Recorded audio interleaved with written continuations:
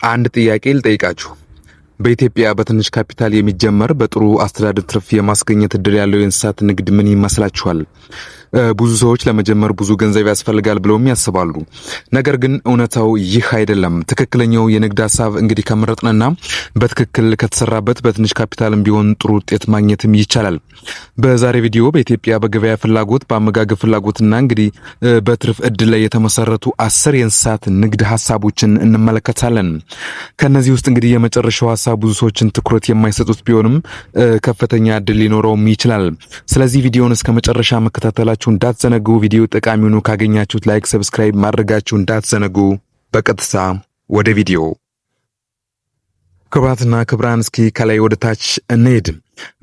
በቁጥር 10 ደረጃ የምናየው እንግዲህ የዶሮ እርባታ ነው። የዶሮ እርባታ እንግዲህ በኢትዮጵያ ከፍተኛ ፍላጎት ካላቸው የእንስሳት ንግዶች እንግዲህ አንዱ ነው። እንቁላልም ሆነ እንግዲህ የዶሮ ስጋ በየቀኑ ተፈላጊ ነው። እንግዲህ ትክክለኛ ዝርያ፣ ጥሩ መኖና የበሽታ መከላከል ካለ እንግዲህ ይህ ስራ በጥሩ ሁኔታ ሊያደግና ትርፋማ ሊያደርገን የሚችል ትልቅም ቢዝነስ ነው። ሌላኛው በ9ኛ ደረጃ የምንመለከተው እንግዲህ የፍየል እርባታ ነው።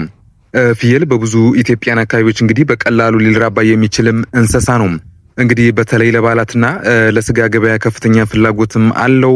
እንደገና ጥሩ ዝርያ ከመረጥንና አመጋግቡን እንግዲህ በአግባቡ ካስተዳደርን እንግዲህ በአጭር ጊዜ ውስጥ የተሻለ ገቢ ማግኘት የሚቻልበት የእንስሳ ቢዝነስ ነው ማለት ነው። ሌላኛው ደግሞ እንግዲህ በቁጥር 8 የምንመለከተው እንግዲህ የበግ እርባታ ነው። የበግ እርባታም እንግዲህ ልክ እንደ ፍየል ሁሉ እንግዲህ በኢትዮጵያ በጣም ተፈላጊ የሆነ የንግድ ዘርፍ ነው። በተለይ እንግዲህ በበዓል ወቅቶች ዋጋው ይጨምራል። ጥሩ የእርባታ አስተዳደር፣ ንጹህ የመጠለያና ተመጣጣኝ መኖ ካለም ትርፋማ ስራ ነው ማለት ነው። እንደ ሌሎቹ እርባታዎች እንግዲህ ሰፊ ቦታ ወይም ካሬው አይጠይቀንም። ስለዚህ የበግ እርባታ እጅጉን አትራፊ የሆነ እንግዲህ ቢዝነስ መሆኑን እንድትገነዘቡልኝ እወዳለሁ ማለት ነው። ሌላኛው ደግሞ እንግዲህ በቁጥር 7 የምንመለከተው የወተት ላም እርባታ ነው። እንግዲህ ይህ የወተት ፍላጎት እንግዲህ በከተሞችም ሆነ እንግዲህ በገጠር እንደሚታወቀው ከፍተኛ ነው። በተሻለ ዝርያ፣ ጥሩ መኖና እንግዲህ ንጹህ ውሃ ካለ በየቀኑ ገቢ ማግኘት የሚቻልበት እንግዲህ ትልቅ የእንስሳት እርባታ ቢዝነስ ነው። እንግዲህ ከወተት በተጨማሪ እርጎ፣ ቅቤና እንግዲህ አይብ በማምረት ተጨማሪ ገቢ መፍጠርም የሚቻልበት ደረጃ ነው ማለት ነው። ይህ ቢዝነስ እንግዲህ በኢትዮጵያን አብዛኛው የሀገራችን ክፍል ላይ የሚተገበር የቢዝነስ አይነት ነው። እናንተስ ታዲያ ምን ትጠብቃላችሁ? እንግዲህ አንድ ላም ብትገዙ ነገ 2 የመሆን ዕድሏ እጅጉን ሰፊ ነው፣ እጅጉንም አትራፊ ነው ማለት ነው።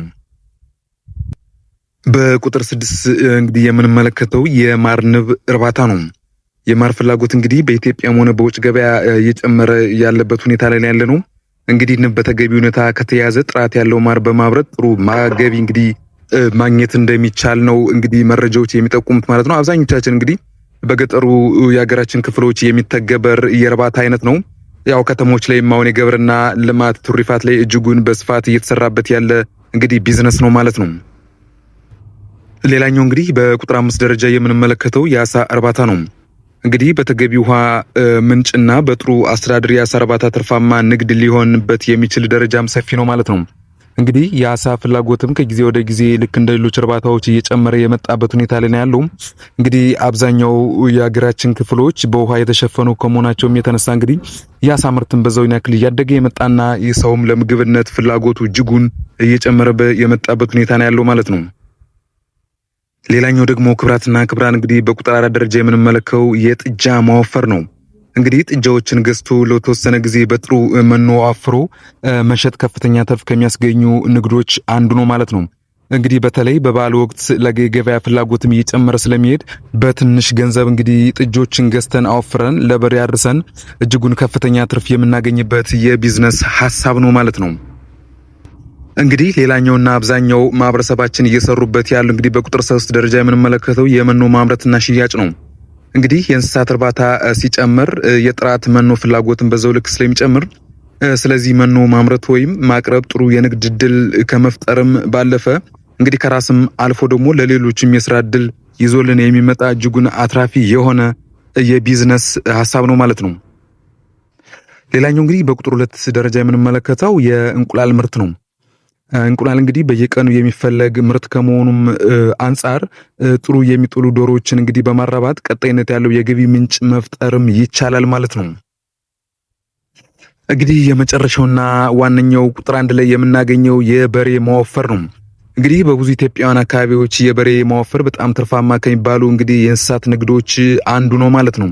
እንግዲህ ጤናማ በሬ በመምረጥ ተመጣጣኝ መኖ በመስጠት እንዲሁም ንጹህ መጠለያና ትክክለኛ የጤና አያያዝ በመከተል በገበያ ዋጋ ጥሩ ትርፍ ማግኘት የሚቻልበት ነው ማለት ነው።